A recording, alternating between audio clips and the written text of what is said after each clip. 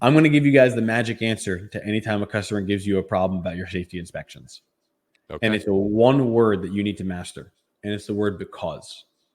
What you need to do is if you don't have a reason that you personally believe why it's ethical for you to go and look at that system, you will never be able to have that answer when the customer questions you. So build the muscle memory and develop the I'm doing this for you because. If you have that and it's authentic and you can convey it with empathy or in authenticity, you will find your clients will be far less resistant to you running this play. Love it, man.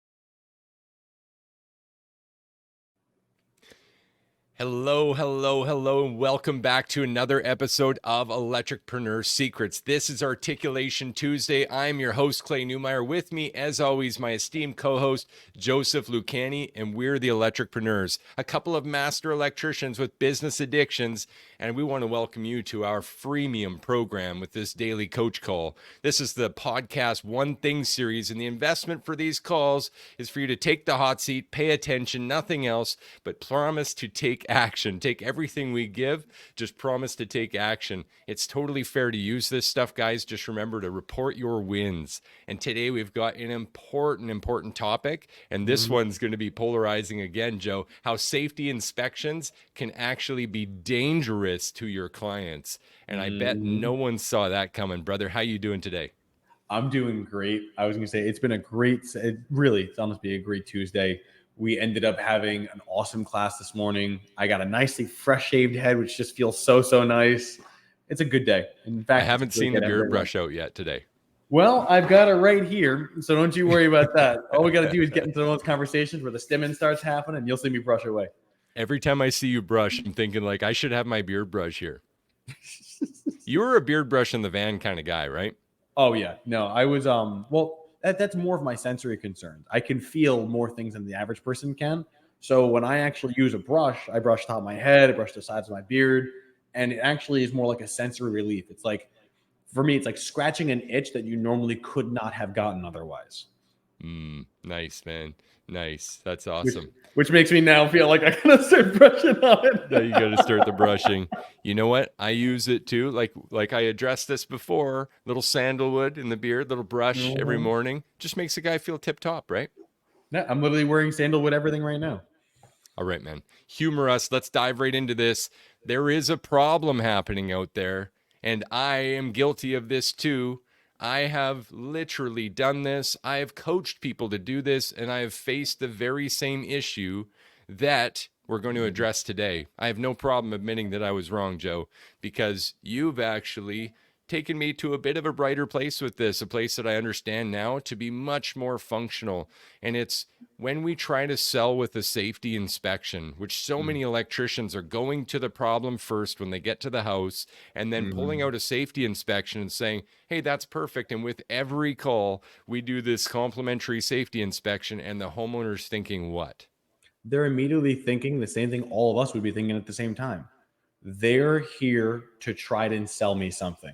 This call must be too small for them, and therefore they've got to find all these other things so they can raise that ticket up. And while that's actually rooted in good nature for everyone, because the safety inspection's valid, and many of them are well put together. Heck, we even have one still that we give to people, but more as like training wheels to get to know the sort of things that we're looking for and make sure that we have that kind of top of mind. But the idea of training wheels is to eventually take them off. Correct. 100%. Otherwise, I mean, you just look kind of silly running down the block with your training wheels on. I mean, don't judge me for my training wheels. I got rims on them and everything. They spin. All right, man. So how is this dangerous then? Help us out with that. So the thing that I want to communicate here is that it's not physically dangerous, but it's dangerous to the relationship. Because let's create a random scenario here. Let's say that the customer called because, you know what? They have their ceiling fan that's not working in their master bedroom. Right. So you following not our process, but following a process, you go and you're saying, I'm going to go right to the fault. I see the fan, you see the fan, I see it right here. Okay, great. Then I have to somehow justify to the customer why I need to offer a complimentary safety inspection. And the problem is that in the customer's mind, they usually don't understand electrical systems as a whole. They know I turn the light on, turn the switch, the fan comes on. Doesn't work, I call an electrician or check the breaker. That's really the extent of the systems they have. So when we say a safety inspection, usually their thought of safety is contingent to that 3 foot by 3 foot space that's in their ceiling, or maybe to that room alone. Yep. So when we start saying things like, well, I need to check your smoke detectors, I need to check your GFIs, I need to make sure that things are bonded properly, I got to open your panel. The thing that the customer's not thinking usually is, that's a great service. I didn't know I needed all those things to be addressed. I'm glad you're doing this for me. Usually it's, wow, all right, either I don't need it, and if you insist further, you're either not listening to me or you're trying to sell me something that I don't need. Bingo. And I really want to touch on this because I don't think there's anyone saying it's the wrong thing to do. That's not it at all. But even the device itself, we discussed this a bit yesterday about the two sides of the brain that we're trying to engage with to actually create a situation where people can make positive, supportive decisions. And so just to add to that a little bit, can we see how logical a safety inspection is and how much it only engages that left side of the brain, that logical side, where they're just going, okay, I get there's a decision to make here, but I don't feel that this is a situation. Like, you can feel that. Anyone using a safety inspection, I mean, you got to tell me, comment in the chat if you're engaging with us live on Facebook. Let me know if you've ever felt this. I feel pushy when I'm showing them the things that are wrong with their system via this logical piece of paper. And so the danger here, I would say, another danger is like, okay, we arm them with information. They're not in a situation to really make a clear decision about this because we haven't engaged the right side of the brain as well. And now they're being left with this information to what? Maybe seek advice or counsel from someone else who can engage them in a better way. That's true. In addition to that, it's creating an open cycle in the customer's mind. Because let's say, once again, that same ceiling fan call, it's an open cycle in their mind in that I need an electrician to come out. My fan's not working. I can't sleep at night because it's making a buzzing noise, or it's making that grinding noise, or it's not working at all. I need that get fixed. So in their mind, closing that cycle fixes their problem. But now I've given them that you don't have smoke detectors. I've given them that you have one GFI in the whole home that protects all your bathrooms and exteriors and garage and kitchen, and you have no water bond. You call me to fix one problem, and not only did I fix it, but I left you with 3 others that you physically cannot solve yourself, and then you often feel the need to either not say that you know what's wrong, but we're not going to do that right now. We'll get back to you. But I bet your butt they're going to be calling someone as soon as they get out and be like, hey, what is this? What was he talking about? Can you come over and help me out with this? Because I trust you. Totally, man. Really, really good input there. And you said something earlier I want to address. You said that it might not be a physical problem, but let me actually spit a situation where it could become a physical problem. Yeah. Where you identify actual safety concerns, and many of you have probably faced this as well, and you literally, like, it almost becomes something you get stubborn about. Like, our minimum standard is to fix this. Your smoke alarms literally are not working. Your water bond is physically disconnected.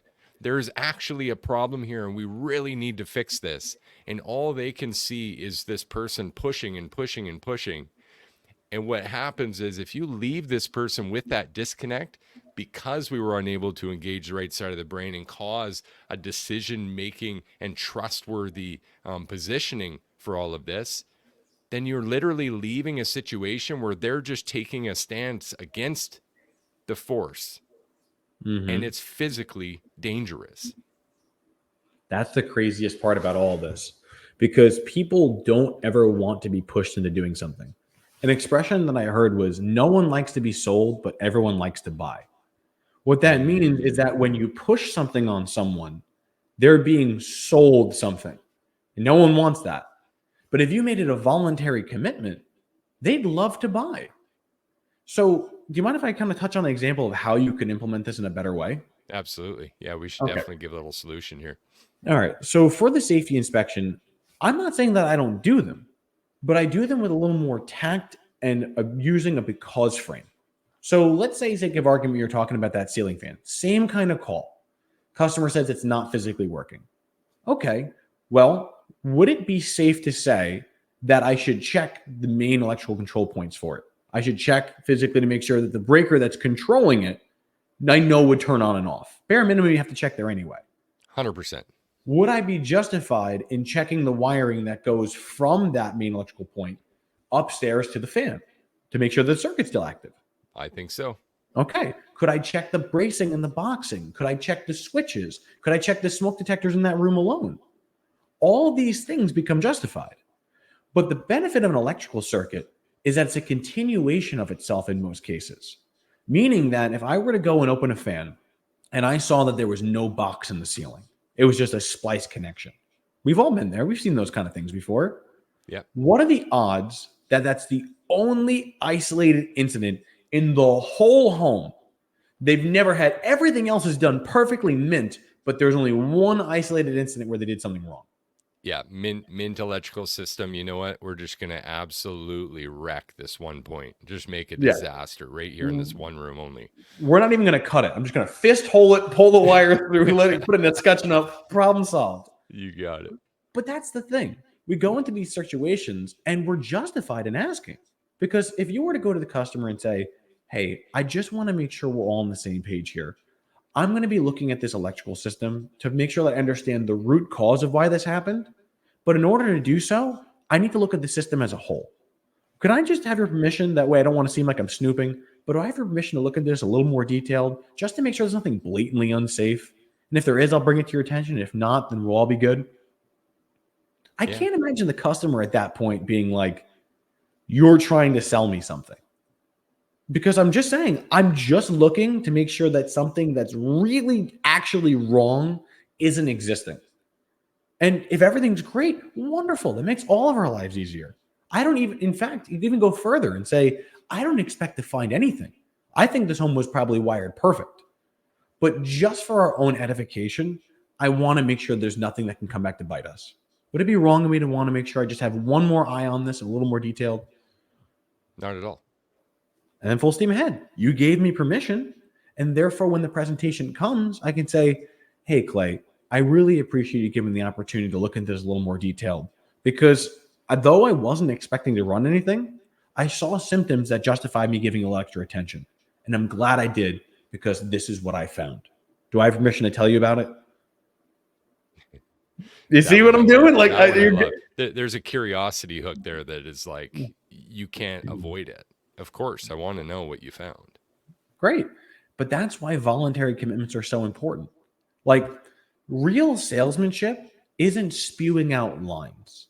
Real salesmanship is understanding the connective point between you and your client and understanding there's a question somewhere between the two of you that can get you from saying, okay, we're not doing something, to, well, what made you decide to do this now? And now we're moving forward. Love it, man. Love it. And for those electricians that might be listening, Joe, that are using a safety inspection because that's how they get to the panel, for example, in the first place. Yeah. What would you say to help that person out who's like, well, they didn't call about a breaker swap, they called about the ceiling fan. How do I get to the panel in order to really check the health of that main electrical system control point? So it really depends on what their angle is, like why they want to physically get there. But I can say why I choose to go to the panel every time. Yeah, I think that's a good start. There was a situation once, and I'm sure I've told you guys before, and I'll super shorten it, where the worst shock I'd ever gotten in my life came from a pool circuit because I thought the circuit was off. It literally was pool circuit off, but they mislanded it. What ended up happening was one phase was on the 2-pole 20, but another phase was on a single pole 20 directly underneath it that was not turned off. Now, to the customer's mind, okay, I'm an electrician. It's a hazard risk, right? Yeah. But to me, if I had known that there was a circuit that was off, if I had taken that cover off, I would have seen it. So my angle is always for your safety and for mine. I just want to make sure that I know where the electrical system is, that I know that the emergency shutoffs are functional, and that if anything ever happened, I know where to run to. Do I have permission to do that? It's not just them. Sorry, go ahead. No, and I was just going to say, and in our process, that's the first place we go. Mm-hmm. Every So time. let me just ask you this. I know we've covered it before, but just quick, Joe. They open the door, you run your foyer rapport play, whatever that is for the listener. And at that point, the customer takes off to the problem point. Mm-hmm. What do you do then? Well, it's actually, it can answer that in a question as well, which is who now has the power if you follow this customer? They do. But you don't have to follow them. Realistically, what's happened is it's almost like a game of chicken where you stood at the door and they're assuming that the control, and therefore they're going to assume you're going to follow them. But if you put your hand up and say, hey, before we go, I'm happy to help. But before we go further, the first area I have to inspect is the main electrical control system, just so that I know where the main shutoffs are. If there's an issue, that I can know where to run to them. And I want to make sure that before I touch anything electrically, that they function. Can you please go there first? I'm so sorry to interrupt your flow, but do you mind if we go there first?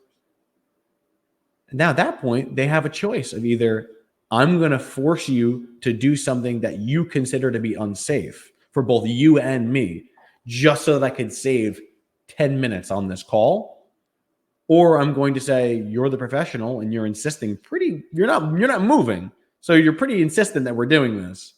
Yeah, all right, no problem, let's go. And since this is coming out so well, can I just be devil's advocate for a minute? Bring it.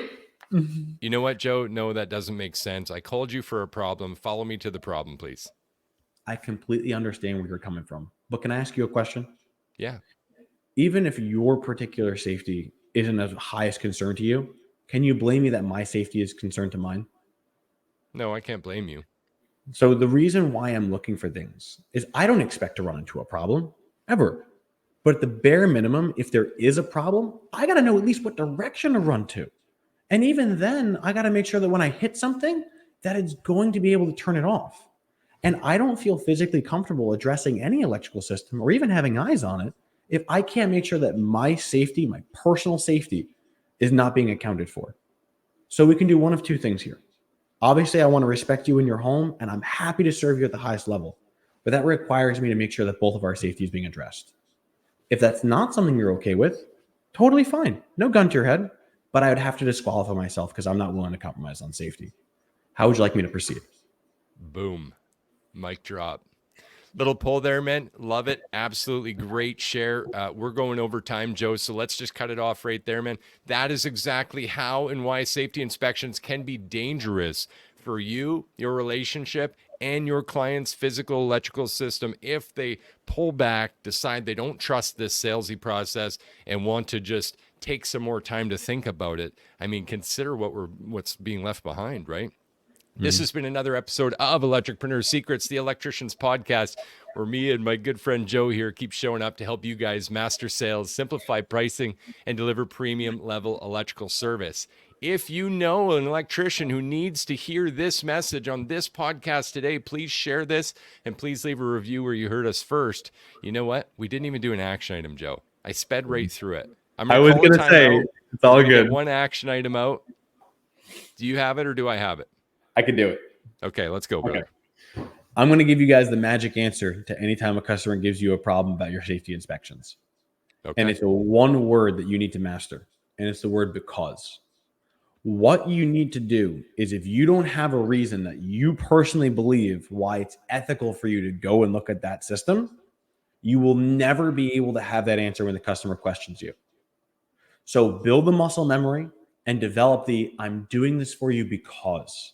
If you have that and it's authentic and you can convey it with empathy or in authenticity, you will find that your clients will be far less resistant to you running this play. Love it, man. Good late action. Little run on there, guys. That is it for this episode. We'll see you again tomorrow. Cheers to your success. Take care.